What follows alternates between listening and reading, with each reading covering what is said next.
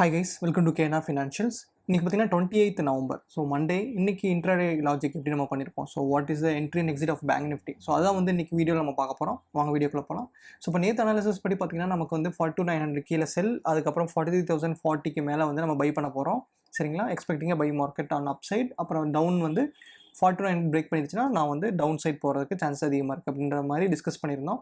So இன்றைக்கி market எப்படி open ஆயிடுச்சுன்னு சொல்லிட்டு நம்ம பார்ப்போம். ஸோ இப்போ நீங்கள் பார்த்தீங்கன்னா மார்க்கெட் மார்னிங் கீழே கேப் டவுனாக ஓப்பன் ஆகிட்டு மறுபடியும் என்ன ஆயிடுச்சு அப்படின்னு பார்த்தீங்கன்னா 42,900 மறுபடியும் வந்துச்சு. ஸோ அதனால் மறுபடியும் என்ன கன்சிடர் ஆயிடுச்சு அந்த கேஸில் அப்படின்னு பார்த்தீங்கன்னா 42,900 to 43,000 ரேஞ்சுக்குள்ளே மறுபடியும் மார்க்கெட் வருது. ஸோ இந்த கேஸில் நம்ம என்ன பண்ண போகிறோம் அப்படின்னு பார்த்தீங்கன்னா எக்ஸ்பெக்டிங் அ பையிங் ஆப்பர்ச்சுனிட்டி மறுபடியும் இல்லை அப்படின்னா நமக்கு வந்து கன்சல்டேஷன் வெயிட் பண்ணதுக்கப்புறம் பிரேக் அவுட்டில் ட்ரேட் பண்ண போகிறோம். சரிங்களா? அதுதான் வந்து நமக்கு பாசிபிள் என்ட்ரி டுடே. ஸோ அப்படி பார்க்கும்போது நமக்கு வந்து ஒரு நல்ல மூமெண்ட் இருந்துச்சு இன்றைக்கி. இப்போ பார்த்தீங்கன்னா மார்க்கெட் வந்து 42,900 வந்து நல்லா வந்து பிரேக் கொடுத்து மறுபடியும் ரீடெஸ்ட் பண்ணுற மாதிரி வந்துச்சு. பட் மறுபடியும் வந்து 42,900 வந்தனால நம்ம வந்து செல்லிங் ஆப்பர்ச்சுனிட்டி இந்த இடத்துல பார்க்க முடியாது.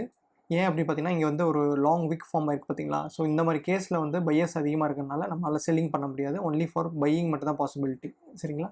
ஸோ அப்படி பார்க்கும்போது நமக்கு வந்து இங்கே ஒரு மைனஸ் ஸ்ட்ரக்சர் ஃபார்ம் ஆயிருக்கு. ஸோ மைனஸ் ஸ்ட்ரக்சர் அப்படின்னு பார்த்தீங்கன்னா ஒரு டபுள் டாப் ஃபார்ம் ஆயிருக்கு. ஸோ இந்த டபுள் டாப் இன்வாலிடேட் ஆயிடுச்சு அப்படின்ட்டு நம்ம பை பண்ணலாம்.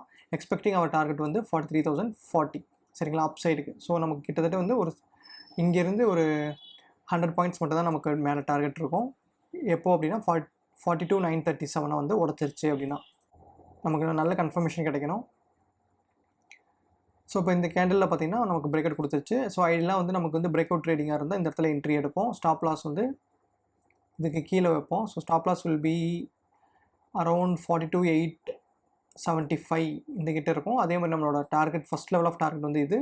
செகண்ட் லெவல் ஆஃப் டார்கெட் அப்படின்னு பார்த்தீங்கன்னா நம்ம வந்து எங்கே போவோம் அப்படின்னு பார்த்தீங்கன்னா 43,117. ஸோ இதான் வந்து நம்ம second level of target. So அப்படி பார்க்கும்போது மார்க்கெட் வந்து இன்றைக்கி ஒரு நல்ல ரேலி அப்சைடு கொடுத்துச்சு. ஸோ நமக்கு டார்கெட்டும் ஈஸியாக ஹிட் ஆகிடுச்சு. இப்போ வந்து நம்ம பிரேக் அவுட்டில் எடுக்கலை அப்படின்னு பார்த்தீங்கன்னா ரீடெஸ்ட்காக வெயிட் பண்ணுறோம். ஸோ அந்த ரீடெஸ்ட் ப்ராபபிளி வந்து உடனே வரலாம், அல்லது கொஞ்சம் தூரம் ஹையாக போயிட்டு அதுக்கப்புறம் வரலாம். ஸோ அப்படி கன்சிடர் பண்ணும்போது நமக்கு ஃபைனலாக வந்து மார்க்கெட் எண்ட் ஆகும்போது பார்த்திங்கன்னா ஒரு ரீடெஸ்ட் ஏரியாவில் தான் எண்ட் ஆயிருக்கு. ஸோ இப்போ வந்து பார்த்திங்கன்னா ஃபைனலாக வந்து கீழே வரைக்கும் மார்க்கெட் வந்துருச்சு.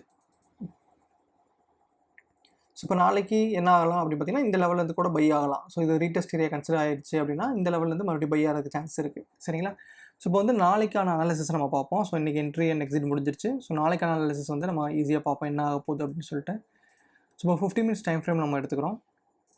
இதில் இருக்க மைனர் லெவல்ஸ்லாம் நான் கிளியர் பண்ணிடுறேன். ஸோ இந்த லெவல்ஸ் நமக்குலாம் தேவையில்லை. ஸோ இது இன்டர்மீடியட் லெவல் இது இருக்கட்டும். 43,040 வந்து இன்டர்மீடியட் லெவல். அதுக்கப்புறம் பார்த்திங்கன்னா இந்த லெவல் நமக்கு வேணும் 43,125. ஸோ நாளைக்கு பாசிபிள் மூவ் எப்படி இருக்கும் அப்படின்னு பார்த்தீங்கன்னா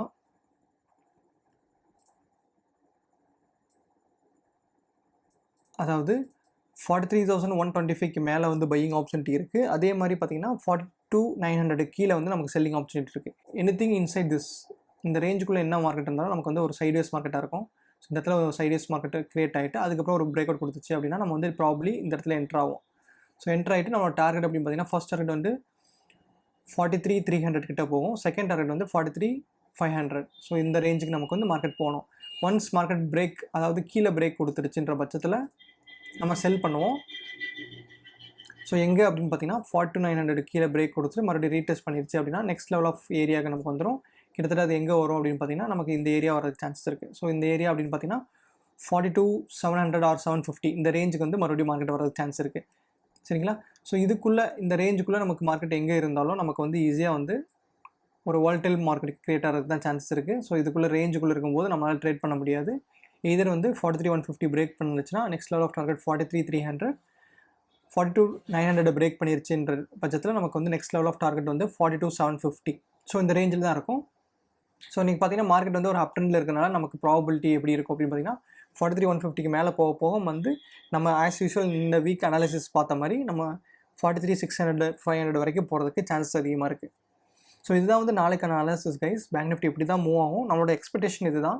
மார்க்கெட் எப்படி வேணாலும் ரியாக்ட் ஆகலாம். பட் நம்ம வந்து ஒரு டெக்னிக்கல் அனாலிசிஸில் நம்ம வாட் ஆர் த பாசிபிலிட்டிஸ் அப்படின்னு சொல்லி பார்த்து வைப்போம். ஸோ பாசிபிலிட்டிஸ் நடந்தால் அதுக்கேற்ற மாதிரி ட்ரேட் பண்ணுவோம். அப்படி இல்லை அப்படின்னா அன்றைக்கி பாசிபிலிட்டி என்ன அப்படின்னு சொல்லிட்டு மறுபடியும் நம்ம வந்து லெவல்ஸ் மார்க் பண்ணிவிட்டு அதில் வந்து ட்ரேட் பண்ணுவோம்.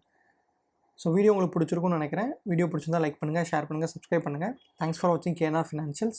Take care. Bye friends.